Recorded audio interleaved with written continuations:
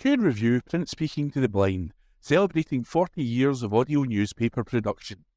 Welcome to this week's edition of the Herald Scotland podcast, recorded at the Bishop Briggs Media Centre by our amazing volunteers. You can get in touch with us via Facebook, Twitter or Instagram using @CuneReview, that is @CuandReview. You can also contact us directly by emailing information@cunereview.com. That is INFORMATION@CUENDREVIEW.com, or by calling 0141 772 3976. That's 0141 772 3976. From the Herald Scotland, Thursday the 10th of July 2025, from the news section. Emergency crews swarmed Glasgow City Chambers amid incident. Report by Ben Waddell. Emergency crews were called to Glasgow City Chambers amid an incident last night. The Scottish Fire and Rescue Service, SFRS, was alerted to a building blaze in the area at around 10:02pm on Wednesday. At around 10:30pm, Glasgow City Council announced that Cochrane Street, located next to the City Chambers building, had been shut from Montrose Street to George Square due to the fire. After being called to the incident, fire crews raced to the scene, with the service sending 5 fire trucks into the area. However, shortly after 12:30am on Thursday, July the 10th, the local authority revealed there was luckily no fire and it was just an electrical fault in a building. The council also said that Cochrane Street in the city centre had since reopened, with the SFRS claiming that no one was injured during the incident. Following the incident, a council spokeswoman said, "Parts of the west building of the city chambers are not accessible this morning, following a fire." The fire was discovered late on Wednesday evening and was quickly contained by the Scottish Fire and Rescue Service. However, a clean-up operation is now underway to deal with the impact of smoke and water damage on the upper floors. Some areas of the building will remain closed for the rest of the week, but all office and other accommodation on the ground and first floors can be used as normal. In a clip uploaded to TikTok, firefighters could be seen outside the building amid the incident. It is understood that the building they were called to was Glasgow City Chambers, which is the council's headquarters. A spokesperson for the SFRS said, "We received a call at 10:02pm to a report of a building fire / a fire within a building. 4 pumps and 1 aerial appliance were sent to the scene. The fire was extinguished and there were no reports of any casualties. Crews left the area at 1:13am. A council spokesperson added, "Cochrane Street is now fully open to all traffic." That article was written by Ben Waddell and read by Ian McKenna. From the Herald Scotland, Thursday the 10th of July 2025, from the business section. Family sells hotel overlooking world famous golf course. By Brian Donnelly, business correspondent. A family has sold a historic Scottish estate hotel overlooking one of the world's most famous golf courses. The family has sold the hotel designed by acclaimed architect Sir Edwin Lutyens after 99 years at its helm. A US buyer has added the Scottish gem to its collection of hotels and resorts, set along some of the world's most coveted golf courses. Marine and Lawn Hotels and Resorts, an AG Capital Partners brand, has acquired the landmark hotel in one of the world's most storied golf regions. The brand expands its footprint in Scotland with the addition of Greywalls Hotel, a historic estate bordering the famed Muirfield Golf Course.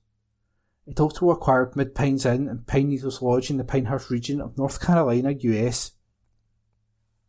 Ben Weprin, founder of Marine and Lawn Hotels and Resorts and chief executive and founder of AG Capital Partners, said, "These acquisitions represent a pivotal milestone for Marine and Lawn. Since launching the brand in 2019, our ambition has always been to honour golf's most legendary locales with world-class hospitality. The addition of these iconic properties, each with deep roots in golf's history, allows us to bring that vision to life on both sides of the Atlantic. Overlooking the 10th tee of the revered links of Muirfield, Grey Walls is an Edwardian estate steeped in history. Designed in 1901 by the renowned architect Sir Edwin Lutyens, with gardens by the globally celebrated landscape gardener Gertrude Jekyll, the property has long served as a discreet retreat for royalty, golf enthusiasts and worldly travellers alike. The firm said, privately owned by the Weaver family since 1926, the property has now been entrusted to Marine and Lawn as its next steward. Through a relationship with the Honourable Company of Edinburgh Golfers, guests of Grey Walls will receive access to Muirfield, one of the world's most exclusive and revered golf courses. A 16-time host of the Open Championship that is currently ranked number 6 globally by Golf Digest. It added, Marine and Lawn's in-house design team will lead a thoughtful restoration of Grey Walls, reimagining its interiors, food and beverage programme, and overall guest experience while preserving the estate's architectural legacy and connection to Muirfield. Marine and Lawn's distinguished portfolio includes Rosex at St Andrews, Marine North Berwick, Dorner Station, Marine Troon, Slieve Donard, and the recently opened Portrush Adelphi. That article was written by Brian Donnelly and read by Ian McKenna. From the Herald Scotland, Thursday the 10th of July 2025, from the news section. Former football coach Russell Conn jailed for sexual abuse of boys, by Connor Gordon and Grant McCabe. A former football coach who abused 3 boys has been jailed for 7 years. Russell Conn preyed on his teenage victims during a series of attacks between 1999 and 2021. The now 62-year-old committed the crimes mainly at different locations in Ayrshire, including Beath, Ardrossan and Saltcoats. Conn had denied the accusations during a trial at the High Court in Glasgow, but he was convicted of 2 rape charges and 2 of indecent assault. A further accusation of lewd and libidinous conduct was found not proven by jurors. After the verdicts, prosecutor Eric Robertson revealed Conn is currently serving a 9-year sentence for similar offences against 3 other boys. He was found guilty at the High Court in Paisley in 2022 for what a judge described as the deliberate and calculated sexual abuse of his victims. The sentencing was told Conn's latest victims came forward as a result of press coverage of the previous offences. Conn, who previously managed teams over almost 30 years in Ayrshire, went on to face fresh charges in 2023. Judge David Young KC ordered that the 7 years imposed would run consecutively to Conn's current jail term. The judge said, the ages of these victims are aggravating factors, as is the age difference between you and the victims. Some of these involved breaches of trust. Both of your victims, and of the more serious charges, provided statements about how your actions have affected their lives. It has had a devastating effect on them. They spoke about feeling isolated and hopelessness to this day. You have caused damage to their self-esteem and self-confidence, and they had not developed as they should have done. They have destructive behaviours and mental health issues. Their psychological effects are severe. Graham Brown, defending, earlier told the sentencing that his client continues to deny his offending. An indefinite non-harassment order was made against 2 of Conn's victims, while a 10-year order was made up upon the third. That article was written by Connor Gordon and Grant McCabe. From the Herald Scotland, Thursday the 10th of July 2025, from the news section, exclusive, Navantia's Methyl Yard boss reveals renewables jobs hope, by E. McConnell. The head of Navantia's fabrication yard at Methyl in Fife has revealed hopes of at least doubling the workforce from less than 180 to between 350 and 400 within the next 2 to 3 years. Matt Smith also highlighted the possibility that the headcount could rise as high as 600, depending on the work that comes into the yard. Mr. Smith, who has been at the Methyl Yard for 12.5 years under various owners, highlighted ups and downs over this period and described the current trajectory as probably the most significant up we have been on with the acquisition by Navantia this year. He flagged the boost to the local economy when the methyl yard was busy, as well as underlining the scale of the opportunities in the renewable sector and the site's capacity to undertake defence work. Highlighting the scale of planned renewables development and his belief that there is 20 years plus worth of work that is sitting out there, with potential for this to grow, he declared, "I really genuinely see Scotland playing a big part in this. It has to. The reality is, it has to." Spanish state-owned group Navantia bought the methyl operation and a fabrication yard at Arnish on the Isle of Lewis in January, following Herald and Wolff's fall into administration. The acquisition also included the Herald and Wolff yards in Belfast and at Appledore in Devon. Navantia has highlighted methyl's growing role in the fabrication of offshore wind components, including jackets, monopiles, substations and complex transition pieces. Asked about the importance of the type of employment provided by the methyl yard to the Fife town and the surrounding area, Mr. Smith replied, "It is significant. The workforce we have at the minute is all local. We are increasingly using local resource. We are building to a point where we need to look slightly further afield, but that is across the central belt of Scotland and down into maybe other key industrial areas of the UK. But within the local economy, when this yard's busy, it's very, very good. It's sort of a buoyant time for the community. And we have a number of, although I'm saying local, we have a number of people who travel from different areas in Scotland, and that means that there's money going into accommodation, there's money going into all the usual things that we would expect people to be spending their expendable income on. It makes a significant difference to the local economy when we're busy." Mr. Smith flagged the work currently in the yard. This includes renewables work for Navantia's Sea Energies business, as well as preparatory works for the Fleet Solid Support (FSS) Vessels Defence contract.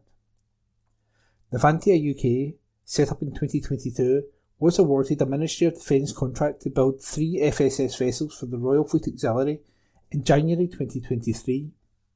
Mr. Smith said, "I have been in the yard 12.5 years, so I have been through all the ups and downs and consider this to be probably the most significant up we have been on with the acquisition of Navantia in January of this year. For us to be in a situation where we are now part of a market-leading company that has global ambition, that's game-changing for the yard." He added, "From the yard's perspective, we're now in a situation where we are moving from about 170 to 180 people up to in excess of 200. We've got work starting, some of which has come from synergies. We're working in partnership with our colleagues in Spain, some of which is work which is coming in as part of the FSS project. It's preparatory works for the defence works.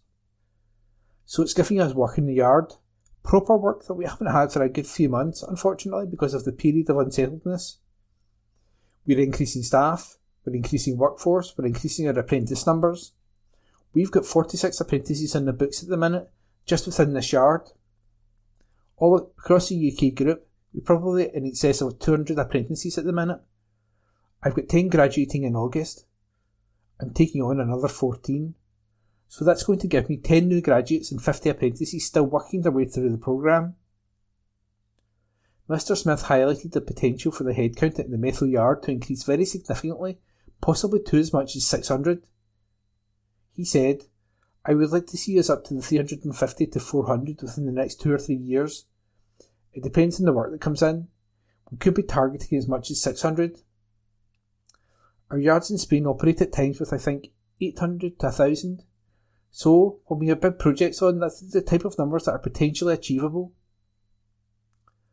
Asked if the workforce, if it rose to 600, would be a mixture of full-time employed workers as a core of and contractors who come in, he replied, "Yes. At the minute we are 100% core. As we build the company and build the core, you will exhaust the local resource levels, so you do have to go slightly further afield, and we work with key partners, key companies that will provide labour from elsewhere within the UK or Spain." Mr. Smith added, "We are, with Navantia's support, going to be looking at setting up a training academy within the yard, something that the other yards are all looking to do as well, so that we can operate the apprenticeship programme effectively and obviously then offer upskilling to other people who may be looking for a change in career or looking for the opportunity to progress their careers, etc." He described it as a very, very exciting time. Mr. Smith said, "It's great to be sitting here with work in the yard. It feels like the place has been re-energised. We have improvements going on, investment into the maintenance and infrastructure, and then larger investment will come with the strategy and pipeline as that develops." He noted the Methil Yard was working on components for wind turbine generator jacket foundations for the Gieplec to Report offshore wind farm in France. Abel Mendez Diaz, commercial director of Navantia Synergies, highlighted the fact that it had moved to work in the UK given the capacity of the yard. Mr. Smith said, "It's giving us really solid work through to the middle of next year, and we've got quite a strong pipeline beyond that, which is good." He highlighted the scale of the ScotWind round of offshore wind projects and other major renewables development across the UK. The ScotWind programme involves developers paying Crown Estate Scotland for the use of the seabed, with CES passing profits to the Scottish Government for spending on services across the nation. Mr. Smith said, "Obviously the ScotWind Roundup project is potentially enormous, the best part of 30 gigawatts of electricity, probably somewhere in the region of, round about 2,000 foundations required. Then, there are 3 other major campaigns of renewable work across the UK between INTOG, the Irish Sea and the Celtic Sea cluster works." Asked about the length of service of employees at the Methil and Arnish yards, Mr. Smith said, "In both facilities we have got a lot of people that are long term because they are from the local communities, so we now have in both yards probably people ranging from 17, 18 years old up to, there are 1 or 2 people who are still working and still want to work in their early 70s. We have an active workforce. I would say that there's probably an average of age in the yards of maybe early to mid-40s, maybe mid-40s to late 40s, just dependent on the numbers." He declared that the yards take on as many female apprentices as we can because, again, we are starting to see more and more women that are interested in working in the industry. Mr. Smith added, "I have got apprentice welders who are female, we have got apprentice electricians that are female, technical apprentices as well.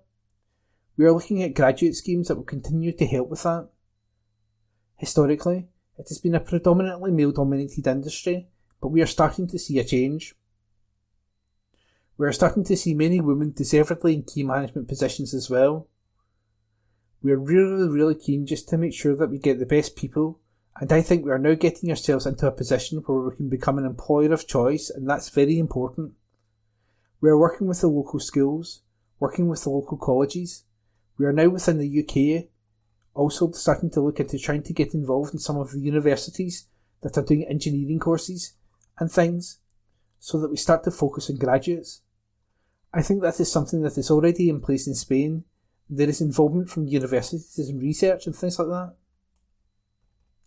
That article was an exclusive by E. McConnell, read by E. McKenna. From the Herald Scotland, Thursday the 10th of July 2025, from the news section. New council pay deal accepted by GMB and Unite unions. Article written by Gabriel Mackay. A further 2 unions have accepted a pay offer from local government, heading off the threat of strikes.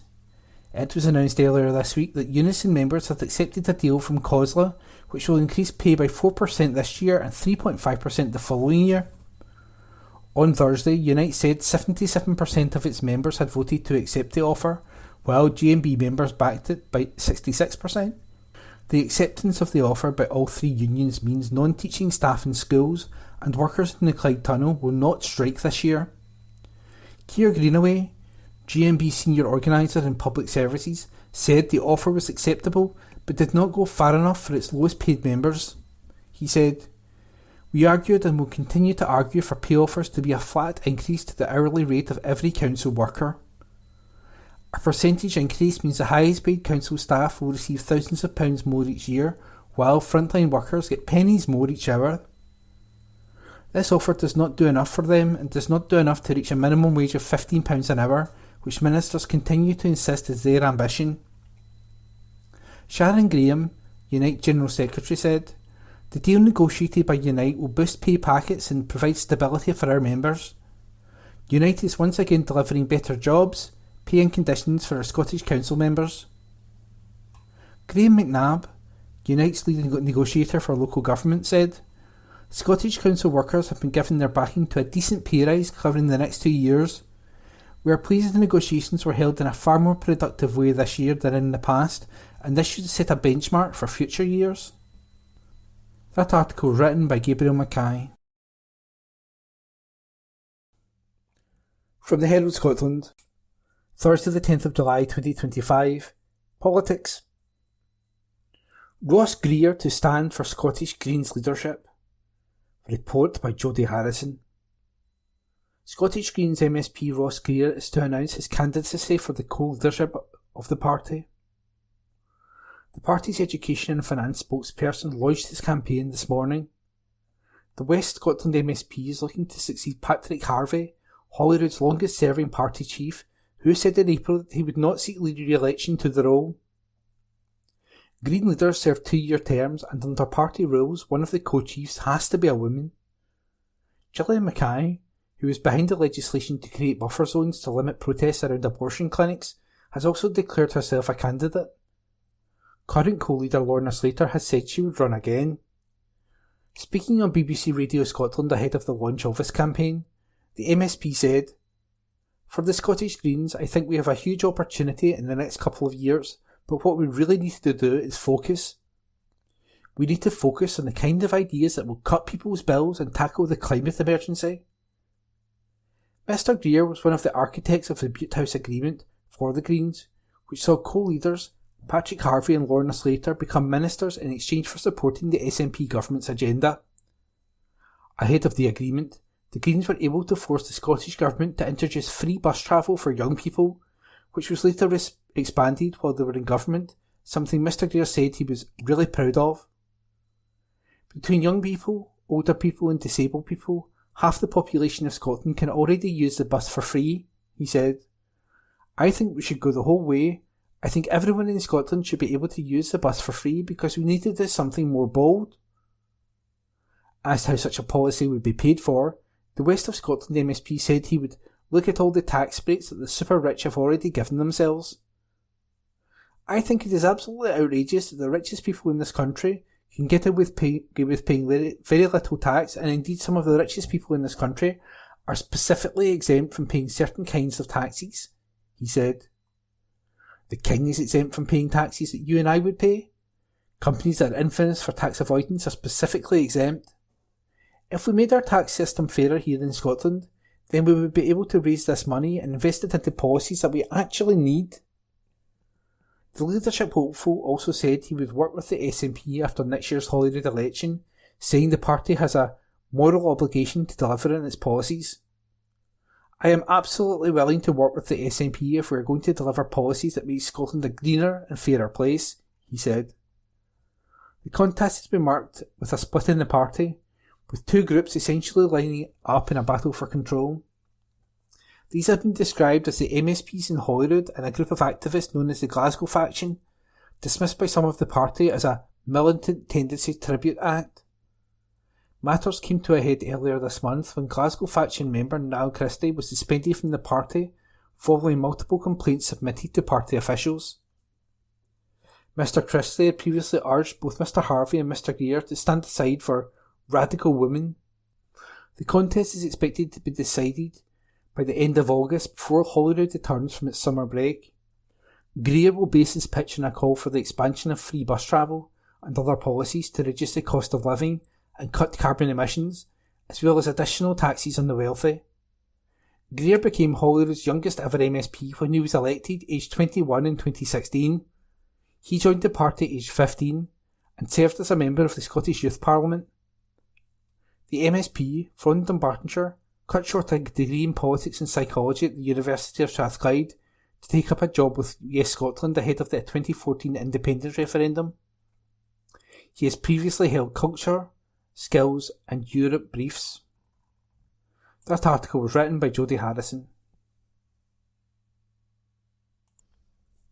From the Herald Scotland, Thursday the 10th of July 2025, from the news section. STV children's presenter Glenn Michael dies aged 99 at Ayrshire home. Report by Mark McDougall. Former STV children's TV presenter Glenn Michael has died at the age of 99, his family have announced. The TV presenter died at his home in South Ayrshire on Wednesday night. Born Cecil Edward Buckland on May 16, 1926, he was advised to change his name to Glenn Michael at the start of his career and went on to host Glenn Michael's Cartoon Cavalcade for 26 years from 1966. He also starred in shows such as Taggart during his career and was one of the first presenters on Radio Clyde. His family announced his death came after a short illness, but he was still outgoing before his death. The well-loved presenter had still been driving up until a month before his death and had just completed a video for veterans charity Erskine, as well as doing work for Age UK. He is survived by his children Yoni McInnes and Christopher Buckland, son-in-law Colin, daughter-in-law Anne, grandsons Grant, wife Christy, and Fraser McInnes, and Mark and wife Karen Buckland, as well as his latest family joys, great-granddaughters Katie and Victoria, Tori McInnes. Bobby Hain, MD Audience at STV said, "We are deeply saddened to hear that Glenn Michael has passed away. Glenn was a wonderful performer and personality, and we know that many viewers will have the very fond memories of him. He was an STV legend, with Glenn Michael's Cavalcade a particular favourite for children across Scotland during its 26-year run.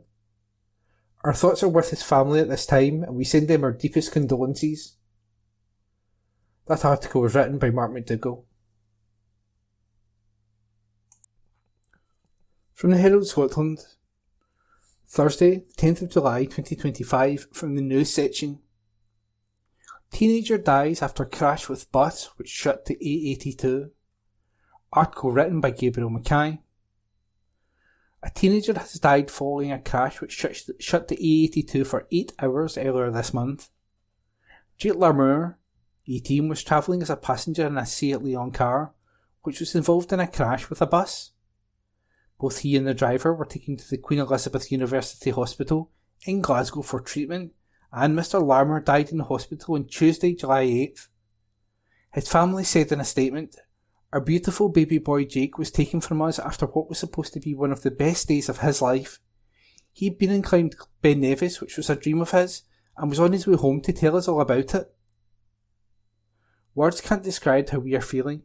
We were only celebrating his 18th birthday just over a week ago, and now we are arranging his funeral. Please let us grieve as a family. Fly high, our darling Jakey." The road was closed to allow for investigations and reopened around 7:15 p.m. Sergeant Ewan Calder said, "Our thoughts are with the family and friends of Jake at this very difficult time. Our inquiries into this crash are still ongoing, and I would urge anyone who was travelling on the A82 around 11:15 a.m. on the 3rd of July, answer what happened, to contact us. Likewise, if you saw either vehicle prior to the collision and have information which may assist our investigation, please get in touch. I'd also ask drivers with dashcam footage to review this and bring anything of significance to our attention. Anyone with information should contact Police Scotland on 101, quoting the reference number 1206 of 3rd of July 2025. That article was written by Gabriel Mackay. From the Herald Scotland, Sunday the 13th of July 2025, from the news section. Exclusive. Fair Rent campaign launched by Scots University students. This article was written by Joss Pizzutsopamako. Amid rising rents and an ongoing housing crisis, university students have launched a nationwide campaign to crack down on rogue landlords. According to campaigners, students have been forced to stay in abusive relationships or live in rat-infested flats to avoid becoming homeless. And they are calling on the Scottish Government to tighten student housing regulations. Justine Pedicel is the president of Stirling University Student Union, an elected and salaried full-time position. She explains how student activists banded together to start the campaign, which is part of the National Union of Students, NUS, telling the Herald, A group of different sabbatical officers across Scotland, who were really passionate about housing, came together to deal with the crisis collectively. We identified some of the key problems and how to fix those. Ms. Pedicella says that the lack of robust regulation is one of the key issues facing student renters. When the 2016 Tenancy Act was passed at Holyrood, student tenancies were explicitly excluded within the definition and scope of the bill, she notes, referring to paragraph 5 of Schedule 1 of the Act, which exempts student housing from normal tenancy rules. And so we thought, if we can change that, then a lot of the things that are happening to students regarding their deposits and how long they can stay and the conditions that they live in would all change, because there would suddenly be many more rules and regulations that student accommodation providers would have to follow. Asked to pinpoint some key issues facing student renters, Ms. Pedicella digs out an extensive list of statistics. For example, the price of bespoke student accommodation has increased by over 34% in recent years, she informs me. Furthermore, 93% of student renters reported issues with housing, 42% had mould or mildew, 41% had issues with heating or cooling, and the flats of 22% were infested with mice and rats. Glasgow Caledonian University Student Association President Oluwatomisin Osinibu, or Tom Tom, has been involved with the campaign. She adds, a common theme for students across Scotland is the fact that students don't really have a place in terms of renting rights. The government doesn't have the right view. They just assume that students are people that live with their families or have the money to pay for purpose-built student accommodation. But that's not true for everyone. Indeed, NUS figures suggest international or estranged students are at greater risk of becoming homeless. Ms. Ozenubi says, the rental options available to students are just ridiculously difficult. You're either paying extreme prices for student accommodation, or you're having to sign contracts that are also very difficult. If you're going to private rent from landlords, they ask you for guarantors and they treat students poorly and generally. The term hidden homelessness comes up, which refers to a situation where someone might not exhibit the conventional signs of being homeless. Ms. Osenubi explains, noting, if you're sofa surfing, if you're having to sleep on anybody's couch or stay with a friend because your landlord has evicted you, then you're homeless. One particularly big problem that we're always seeing is landlords who take advantage of students. You know, a new student comes to Glasgow who doesn't know anything about Glasgow, and they pay money to a strange person who just disappears with the money. Ms. Pedicella agrees. She says the current rules, which often force students to provide a UK-based guarantor, are driving people into homelessness. The guarantor system is a bit of a vicious cycle, because in order to rent privately, you have to have a UK-based guarantor or pay up to 6 months up front, she says.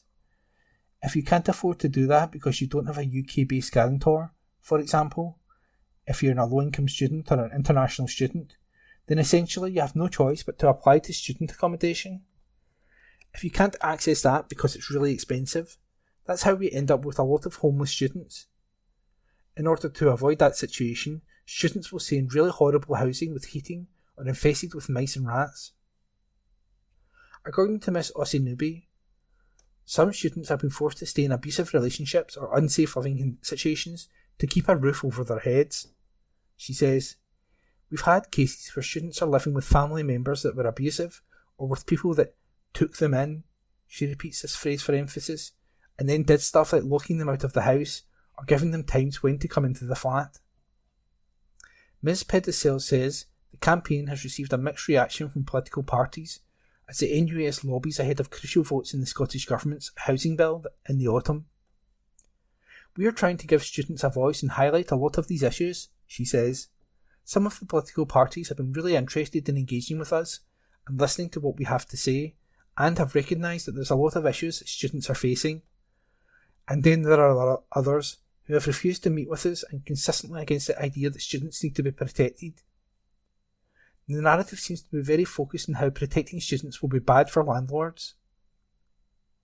The Scottish Government's housing bill was lodged in March 2024 and has slowly made its way through the parliamentary legislation system. One of the bill's amendments, which would include rent control and leaving notice protections for students residing in university halls, and purpose-built accommodation has been praised as a key win for campaigners. In May, cross-party MSPs added the amendment to the draft bill over the objections of the then Housing Minister Paul McClellan. Scottish Greens MSP Ross Greer said at the time, "Far too many students pay for sky-high rents for halls and other purpose-built accommodation. They deserve the same rights as other renters, and I am glad that MSPs have backed plans to crack down on the accommodation operators ripping off students." A final vote is expected later this year. And that article was an exclusive written by Jos Pizzuko Pomako. From the Herald Scotland, Sunday the 13th of July 2025, from the news section, body of teenager recovered from River Kelvin after major search. Report by Jodie Harrison. A teenager has died after getting into difficulties in a Glasgow river. A major search operation was launched on Saturday night for the 15-year-old boy who went missing on the River Kelvin. Emergency services, including a rescue helicopter, were deployed to the area around Maryhill Road in Maryhill yesterday evening, July 12th. A body was later recovered. It came hours after a 63-year-old woman fell near Campsie Glen waterfall in Eastern Bartonshire and died at the scene. Officers from Police Scotland say inquiries into the teenager's death are ongoing. However, it has not been treated as suspicious. A spokesperson for Police Scotland said, around 6:40pm on Saturday 12th of July 2025, a search and rescue operation was launched following a report of a 15-year-old male in the River Kelvin near Maryhill Road, Glasgow. Emergency services attended, and around 11:30pm the body of a male was recovered from the water. Inquiries are ongoing, however the death has not been treated as suspicious. And that article was written by Jodie Harrison and read by Ian McKenna. From the Herald Scotland, Sunday the 13th of July 2025, from the news section, exclusive. Major report reveals widespread sexism and abuse in politics. This article is an exclusive by Hannah Brown, political correspondent. Women across all major Scottish parties face entrenched sexism, opaque selection processes, caring barriers and widespread abuse, with a default male model still favoured, a major new report seen by the Herald reveals. 7 out of 10 women also said they faced online harassment during election campaigning, with many flagging a lack of safety measures in place across all parties. In Gender's report titled The Road to Success, Women Candidate Journey and Way to Advance It, laid bare the enduring challenges faced by women pursuing political office in Scotland, warning that without urgent cultural reform within parties, progress towards gender parity could stall or reverse. The research was conducted by the Feminist Policy Organisation between July and November 2024 and examined women's experiences of political candidate selection processes. The survey involved 159 participants and 15 in-depth interviews with women with candidacy experiences across Scotland's political parties. A total of 33% were SNP, 18% were Greens, 17% Labour, 8% from the Liberal Democrats, and 5% from the Conservatives. One of the most prominent findings was the prevalence of abuse. Over 70% of respondents reported experiencing online harassment, and only 11% felt very safe during their campaigns. One respondent even said they moved house due to threats they faced. Others said they modified their behaviour as a result of the abuse. Over a third of respondents said they didn't receive any support around safety from their party. One comment even alluded to the existence of a culture of silence around raising safety concerns. I didn't receive support and I don't think I even reported it. You want to be seen as tough. I have been spat on, shouted at, abused and physically shoved countless times, wrote one candidate. Another said they had received several thousand hateful comments and messages on social media. I have mixed feelings about encouraging other women to stand because of the level of abuse online, one said. The report also found that candidate selection processes are often biased and rooted in a default model favouring white, male, middle class, non-disabled candidates. "We can't win here with someone who looks like her," recalled one woman, quoting a party member's remark during her candidacy. One interviewee said, "The processes are too complex and not easy to understand. This favours established party people in the know, who then tend to be the most represented. Men, white." Another added, "Unless you're one of the boys, the wife of one of the boys, or in the right political subgroup, it seems there is no interest in your involvement." The report also found that many of the crucial structures, cultures and processes surrounding candidates' election still do not work for women. Everyday sexism, gender stereotypes, sexist bullying and online abuse are widespread, the report states, and deters women from participating fully, leading to safety concerns, emotional burnout and a reluctance to stand again. Talking about the culture in local councils, one respondent said, "We often persuade great people to join, guide them through the selection process and they get elected. But they may eventually fall away because it can be an unpleasant experience or they experience online harassment or in-person bullying and harassment.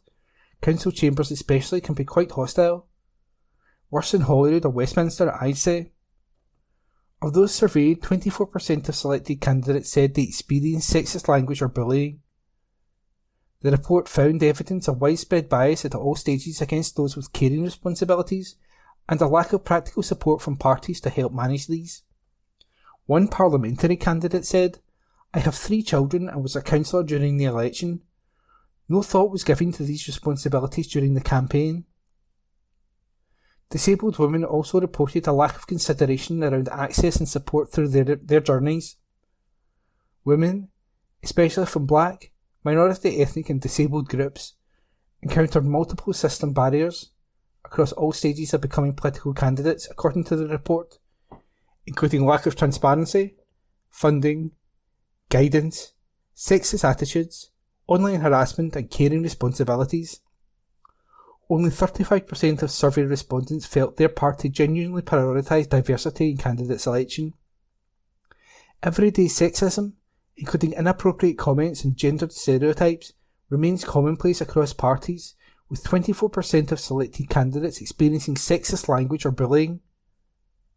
While the 2021 Holyrood election secured a 45% representation rate among women MSPs, the report states, progress has stalled in other electoral spaces.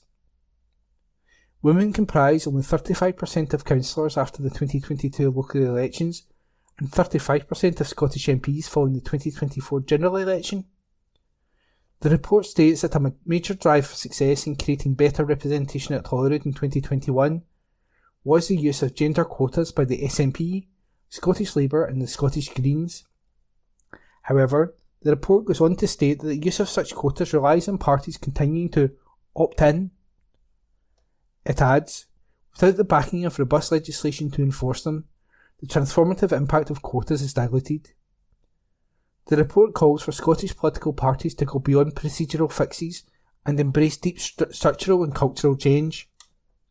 This includes adopting gender-balanced selection panels, offering practical support for candidates with caring responsibilities, and tackling the culture of abuse with proper training and response mechanisms.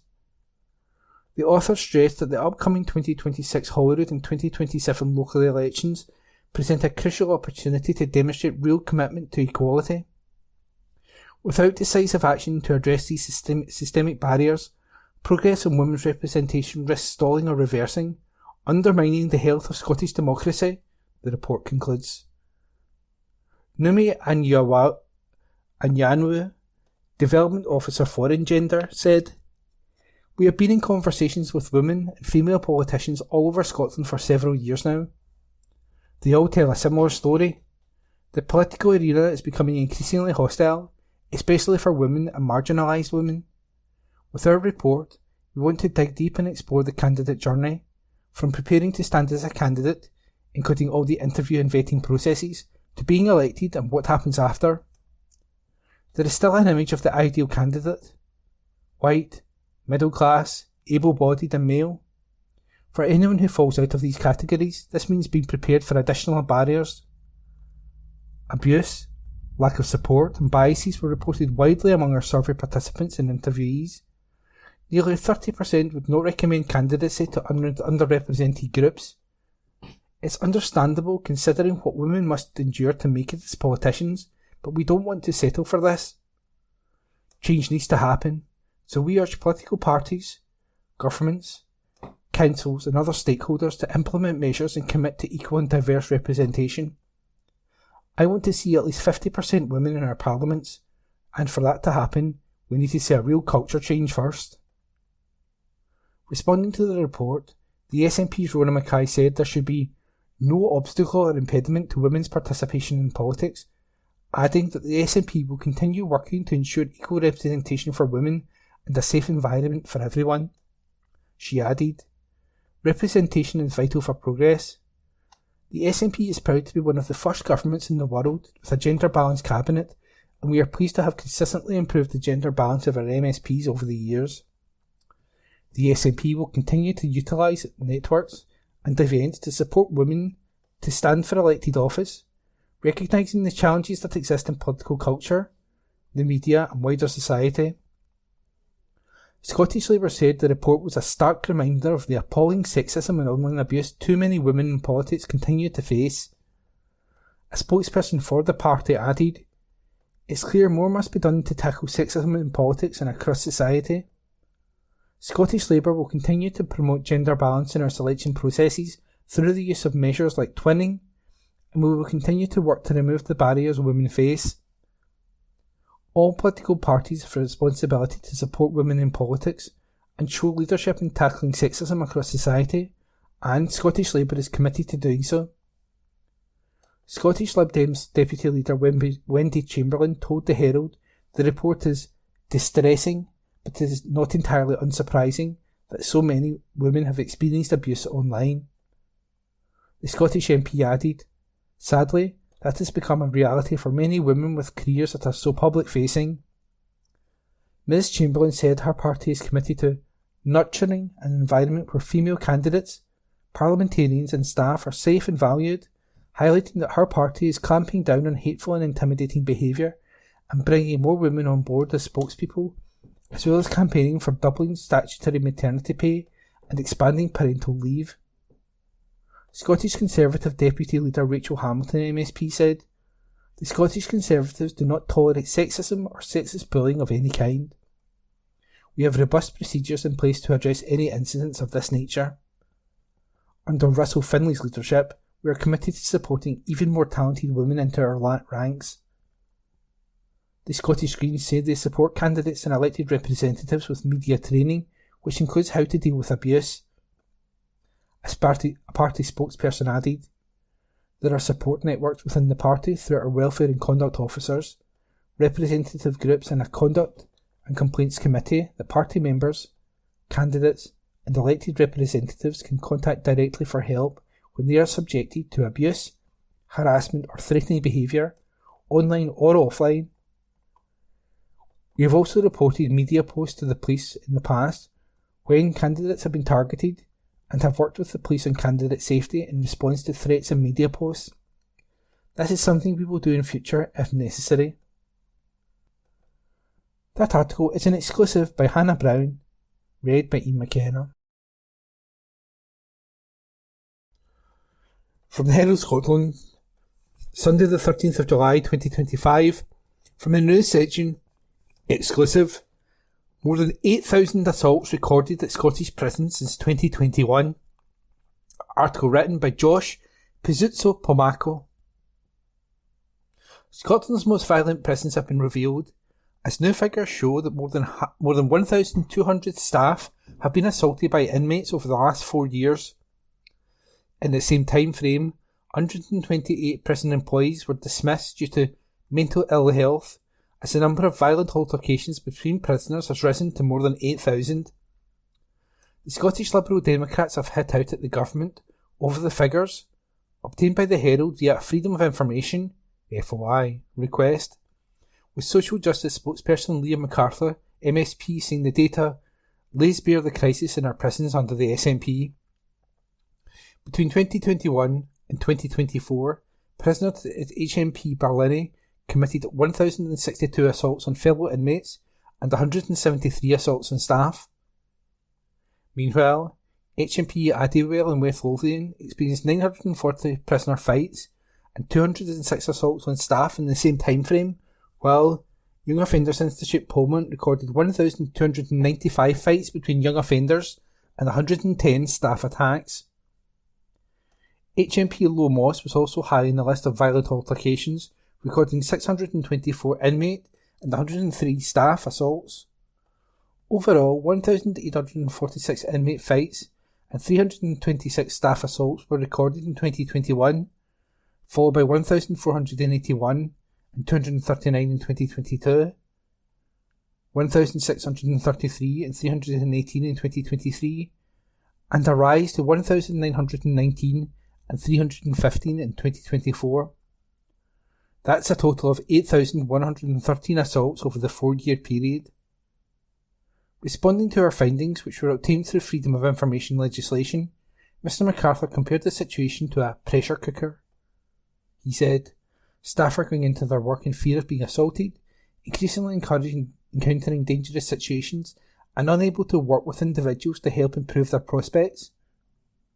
These pressure cooker conditions simply ramp up the chances of reoffending, adding to what is already a vicious cycle. The Scottish Liberal Democrats have long raised awareness of the burgeoning problems in prisons, but ministers have failed to act with the urgency needed. It's time for a step change, and that begins with a properly funded justice system that can deliver robust and credible community sentences where appropriate." Initial figures from 2025 tell a similar story. As of April the 30th, 544 fights between inmates and 109 staff assaults were recorded across the 17 facilities which comprise Scotland's prison estate. Over the last several years, concerns over violence in Scotland's prisons have come to the fore as the number of assaults on inmates and staff continues to rise. A Glasgow University study of adult male prisoners housed in Scottish jails found that 86% had suffered significant head injuries, which was linked to difficulties with social relationships, poor self-control, and clinical anxiety and depression. And Natalie Beale, chair of the Prisoners Governors Association Scotland, recently told the Herald that overcrowding in the nation's jails could lead to significant violence. She said, "If we think about chronic stress on the system, it is not just a case of high population numbers, but high population numbers over a sustained period. There are combined factors. What we're really concerned about is that something really small like my chips don't taste as good today, something that seems relatively insignificant in the wider picture of things, can and does trigger someone to become really, really violent.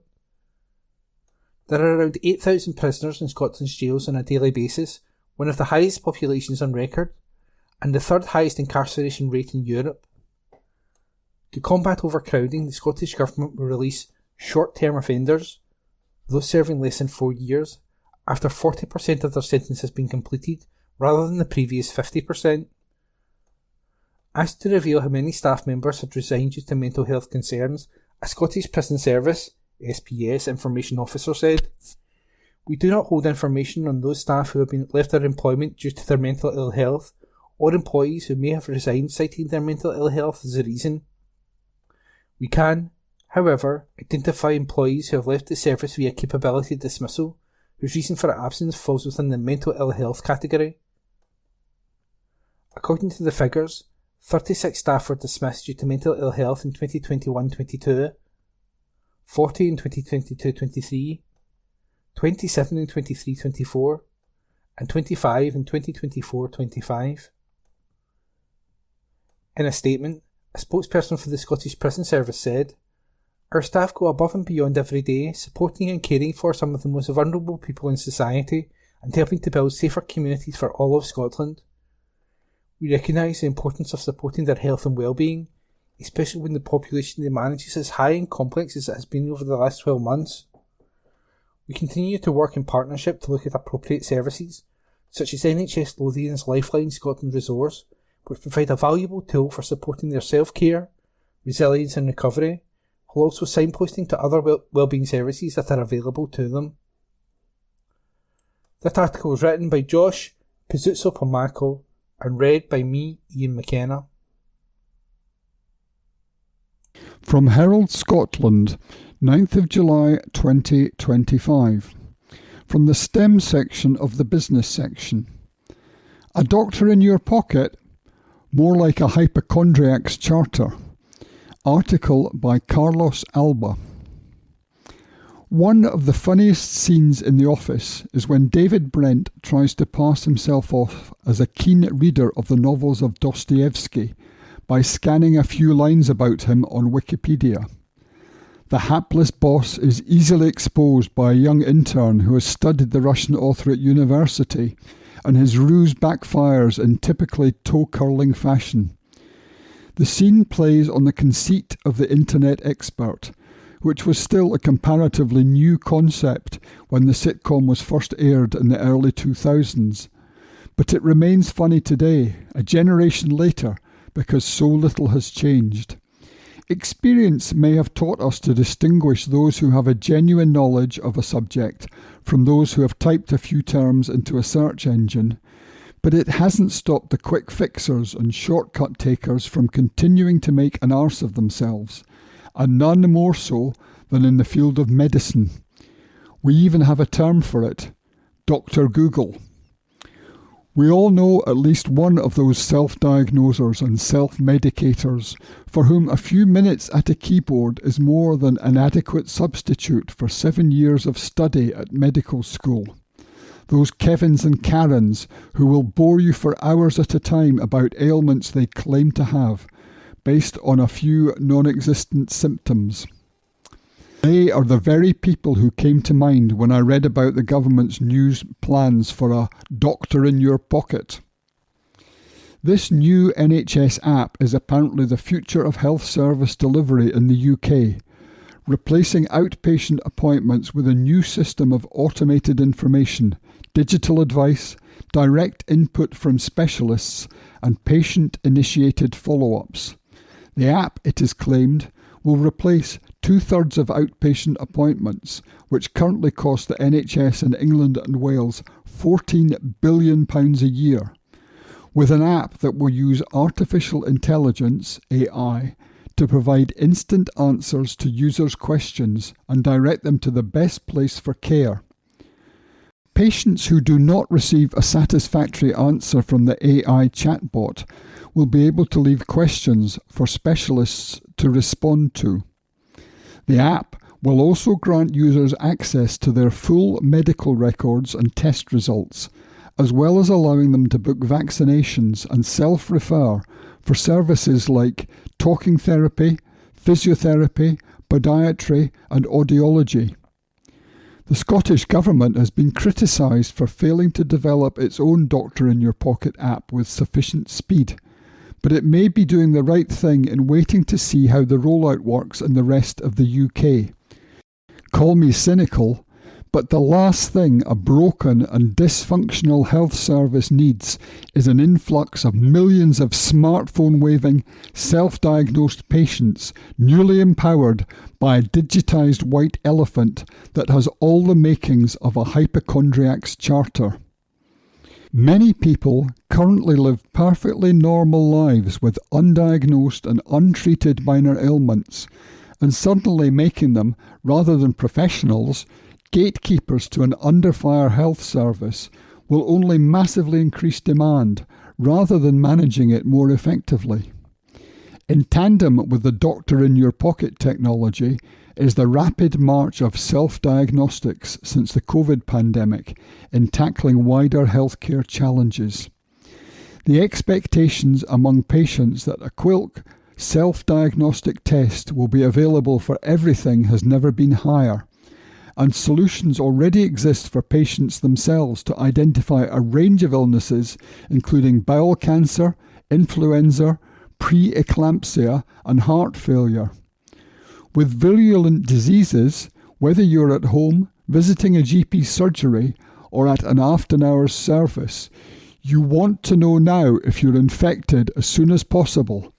And doing a rapid test makes sense both for you and for the physician who is then able to prescribe something. Things become more problematic when dealing with untreatable illnesses such as cancer and neurological conditions like Alzheimer's. It may be possible already for GPs, registrars and even practice nurses to do a test to see if a patient has prostate cancer. But what happens from a service delivery perspective if the test comes back positive? Then, what was a 10-minute consultation appointment suddenly turns into a 2-hour counselling session, and that is not the way GP surgeries and primary care providers are set up. Administering the test is the quickest and easiest part. Taking the necessary action to manage patient needs afterwards, including meeting their mental health needs, requires much more time and staff resources. Several companies are already in a race to produce what is effectively a tricorder, a simple blood spot test which can provide a multiple issue diagnostic for up to 30 different conditions. As well as telling you if you have cancer, Alzheimer's or liver disease, it will measure if your cholesterol is too high, if your kidney function is not good, so you need to cut down on alcohol, or if you have any number of hormone-related issues. The theoretical value of this to a patient's health, longevity, and quality of life is enormous. While dementia cannot be cured, if caught early enough, it can mitigate someone's suffering and that of their loved ones. It could also save on the cost of prescribing expensive pharmaceuticals further down the line. And yet, there is a strong argument against overdiagnosing. Many patients live with conditions they never know about, and they die with them, but not of them. Perfect health doesn't exist. If a physician checks 100 markers, they will always detect an issue.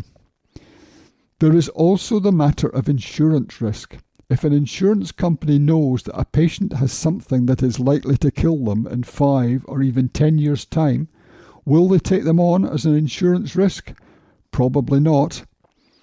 Investors in diagnostics include major insurers seeking to assess the risks associated with each policyholder. If advanced, all-in-one diagnostic tests, akin to a tricorder, become readily available at local pharmacies, insurers might require individuals to undergo testing before approving health, life, or even auto insurance policies. Resistance to the broad expansion of diagnostics may even emerge from within the NHS itself. As technology advances, the healthcare system will likely encounter increasing, stringent and detailed diagnostic reporting demands. This challenge mirrors the existing dilemma faced by health service providers, who must balance the pressure to meet or surpass performance targets while managing escalating service demands within limited resources.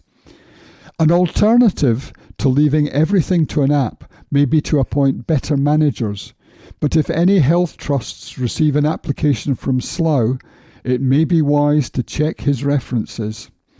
And that article was written by Carlos Alba, a journalist, author and PR consultant at Carlos Alba Media.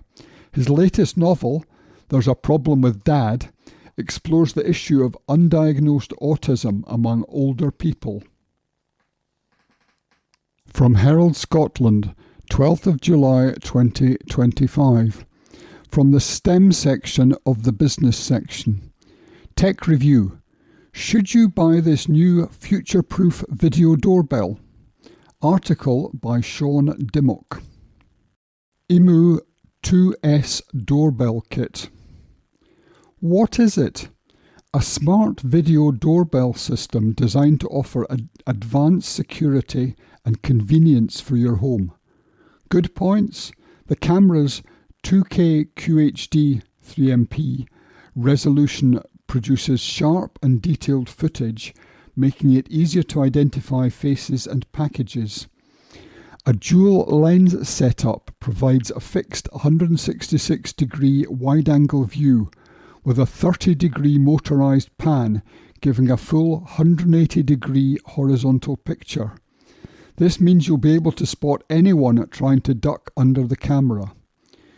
Its smart tracking capability automatically follows moving people, reducing the chances of missing important activity. Infrared night vision allows you to see up to 5 meters in darkness, which is reassuring for unlit areas.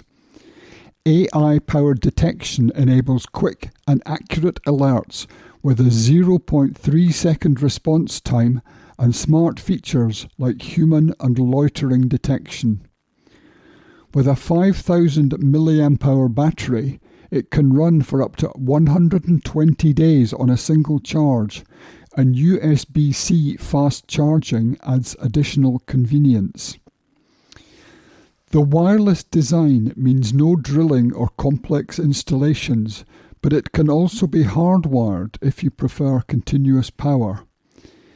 The included indoor chime unit is loud, up to 120 decibels, and boosts your Wi-Fi signal, helping improved connectivity. Customizable chime and alarm sounds let you personalize how alerts sound both inside and outside, which can be fun at Christmas and Halloween. Bad points? The system doesn't support 5 GHz Wi-Fi, which might be a significant drawback for some when it comes to performance. Best for homeowners looking for a feature-packed and hassle-free video doorbell at a reasonable price. Avoid if you are not concerned with knowing who knocks at your door before you open it. Score 8 out of 10. IMOU, that's spelt IMOU, doorbell 2S kit, £69.99 from amazon.co.uk. And that review was written by Sean Dimmock. From Herald Scotland, 10th of July 2025, from the STEM section of the business section. The internet was once my favourite thing. Now it fills me with dread. Article by Derek MacArthur. Going on the internet used to be the best part of my day. No, seriously. The internet was still a place where like-minded people could congregate and trade discussions and ideas that were rare to come across in person. The belief that the internet could be the great democratic equalizer still naively hung in the air. The early internet felt vast, an endless sprawl of personal websites, niche message boards, blogs, and experimental digital spaces.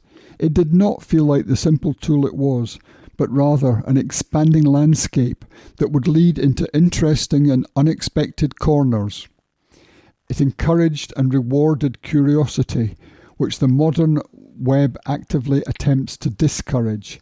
Now, most of our conversations in person mirror the topics of the internet, forming a large part of our discourse, but it is all designed to make us angry, anxious, and consumed with dread.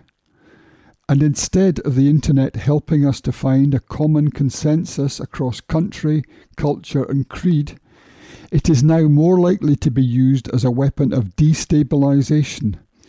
The internet has become too powerful in the material world, and we have allowed that power to be concentrated in all the wrong, harmful places. After the dot-com market bubble dramatically burst in the 2000s, when early internet startups were overvalued on the impression that they would somehow magically transform into the cash cows of the future, corporate entities were very much aware of investing in the commercial side of the internet. The inherent value of the World Wide Web remained with its users and what they had to contribute, which lent itself rather well to the exchange of information and self-expression. But it wouldn't be long until the burgeoning players of Silicon Valley would fully commercialize the internet. To achieve this, it had to make the internet accessible to a broader audience, including those in the mass middle around the world, beyond the core usage of computer geeks and young tech adapters. Sites like Facebook instituted rigid user interface designs, trading personality and self-expression for ease of use and control. Amazon and other marketplace websites shifted our economic activity drastically, where online order and delivery became the default for many, over the humble last breath of the brick and mortar shop. The internet has greatly expanded in its user base, adding several billion people to its ranks since those halcyon days of yore. But the actual world of the internet has only gotten smaller, more sanitized, and with tighter control from increasingly powerful and omnipresent corporate entities. Now, internet use can be conveniently reduced to several websites, owned by the same group of oligarchs, with billions of users at the whim of their wealth-amassing desires. The modern internet is not only controlled by a select few tech corporations, but also actively designed to make any alternatives invisible. Before, when a website became unfit for purpose, its users would migrate to the next better alternative. That is not an option anymore, and we're stuck using the same platforms ad nauseam, despite how much they change and mutate away from their central premise and appeal. Facebook would rather prioritise a deceptive AI image designed to farm engagement than a post from a friend or loved one, and it's all within Facebook and its parent company Meta's financial interests to do it that way. The shift to commodify the internet, a place of commerce and business rather than information, has only worsened the web in every aspect, to where services that were once perfect in their purpose turned for the worse and stayed there. Google, once the crown jewel of search engines, often struggles to produce relevant search results. It's one job, boosting those who possess the SEO wherewithal to the top. It has more recently added AI to the top of results in an effort to directly answer any queries. The problems being that it often gives incorrect information and diverts much needed survival traffic from bespoke websites where the information originates and lives. Even social media feeds and their algorithm have drastically changed in recent years, and all due to an incessant need to squeeze what they can from massive universal user bases. What once displayed postings from people you are personally connected with in a linear timeline, thus fulfilling the whole social aspect of social media, now works on entirely different criteria. It is now a crucial part of Silicon Valley to leave you angry, defensive, and yet still happy to keep coming back for more. Large tech companies know exactly how dopamine hits the brain and are happy to exploit that for their own gain. Then again, I remember being called a goat effing C for saying the second Modest Mouse album is better than the first. So maybe the early internet was not all cybernetic sunshine and rainbows, but even an over-the-top insult over a minor music take still felt a little more human and a little more real. Funny that. And that article was written by Derek MacArthur.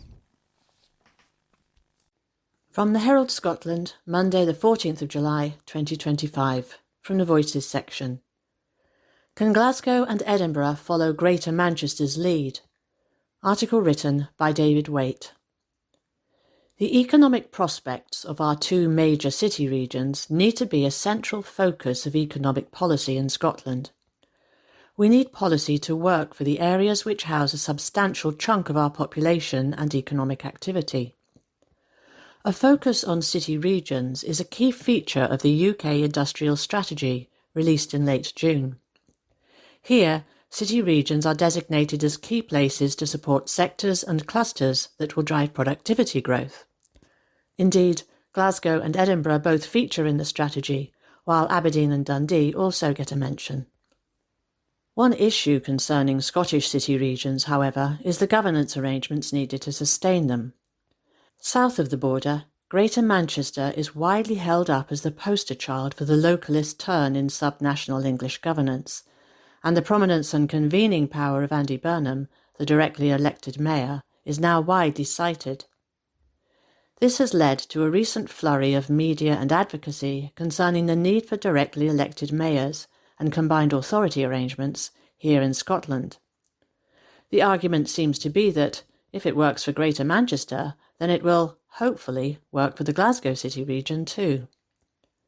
This is supported by the UK government position that accountable mayors in England give confidence for further devolution and provide the basis through which to develop new local growth plans.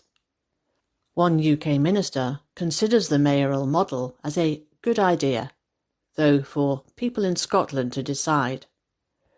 Recent comparisons with Greater Manchester have been drawn by another minister, suggesting that Glasgow is missing out on an economic dividend.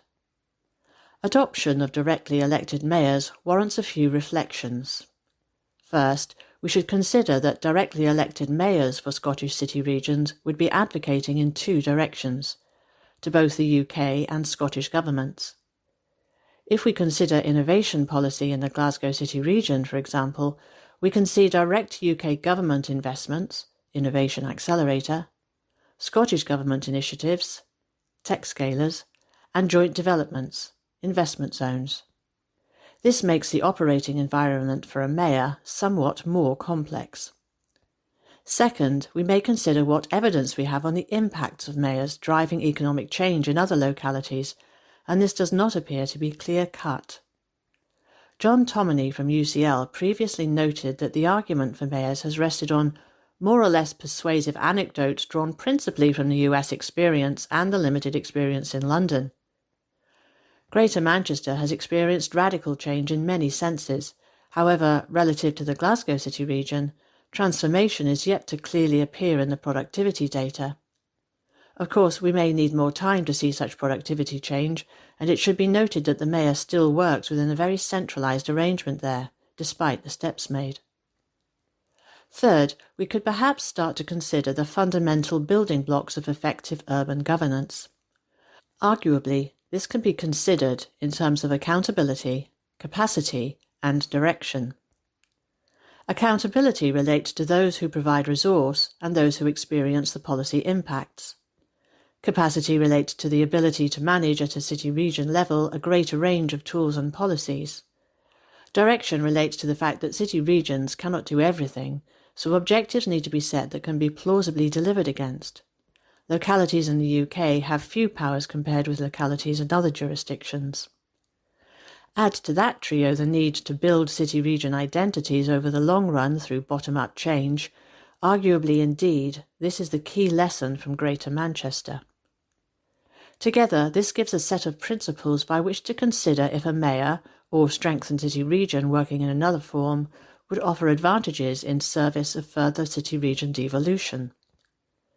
None of the above seeks to divert attention from other concerns, such as transition to net zero, which have a particular regional imprint, or the prospects for our rural economies.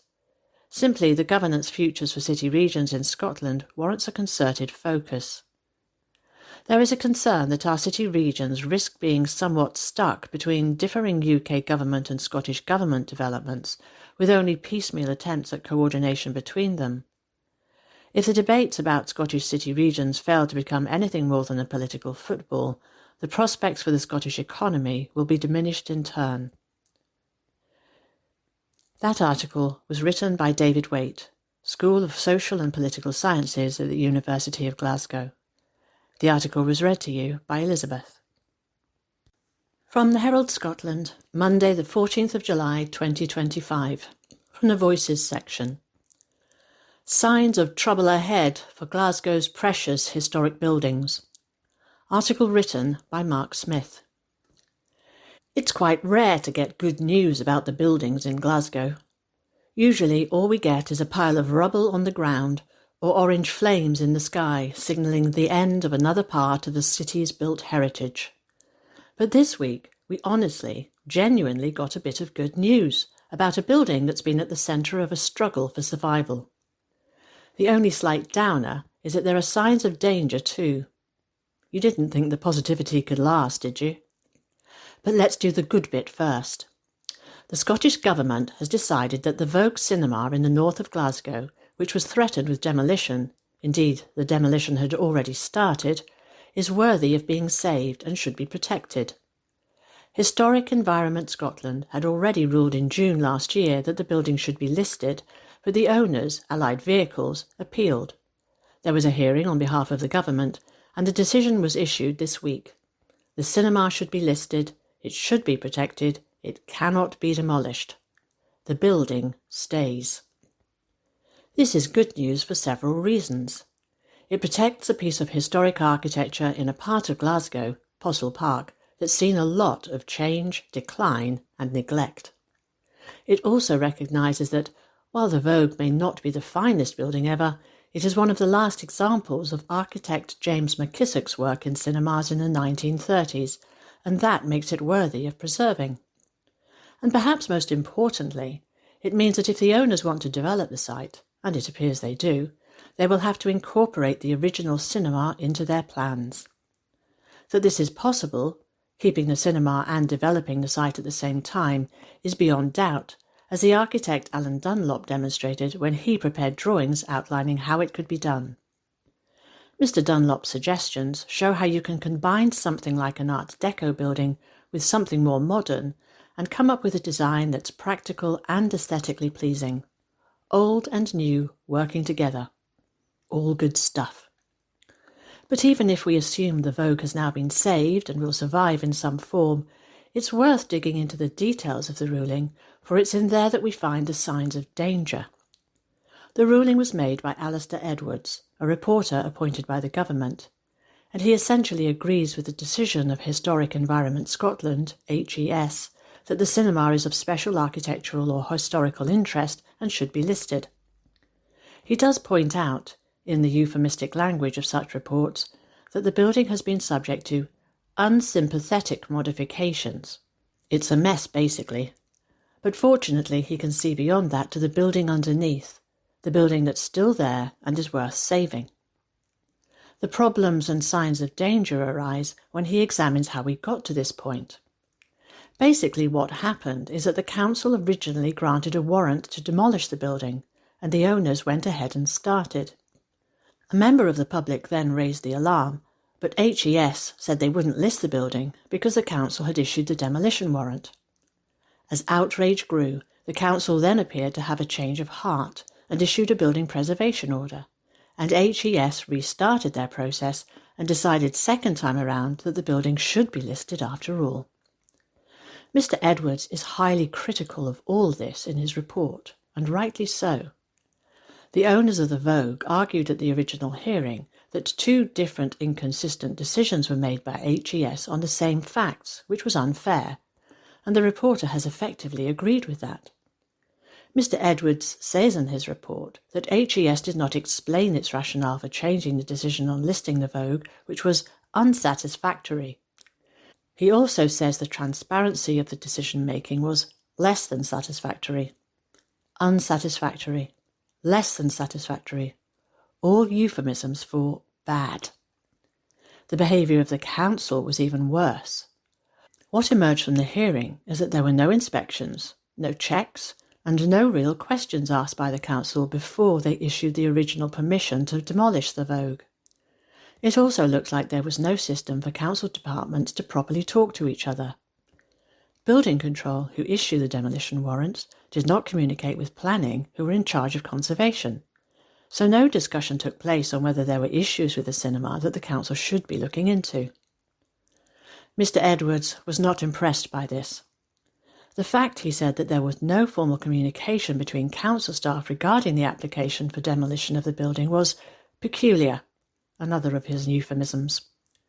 He also said the lack of communication with the council meant a substantial amount of the building was removed, including features of architectural interest. In language more restrained than I would use, he concluded HES and the council could have handled the listing process better. The real danger here, specifically for other buildings at risk, is that HES and the council don't act on the ruling and make the process better. In the case of HES, they appear to have refused to list a building the first time round because there was a demolition order in place, which is the wrong way round. HES should be making its decision on the merits of the buildings. Either it's worth listing or it isn't, and should be communicating their decisions clearly and consistently. As for the council, It needs to have a serious look at its procedures and improve the communication between building standards and planning.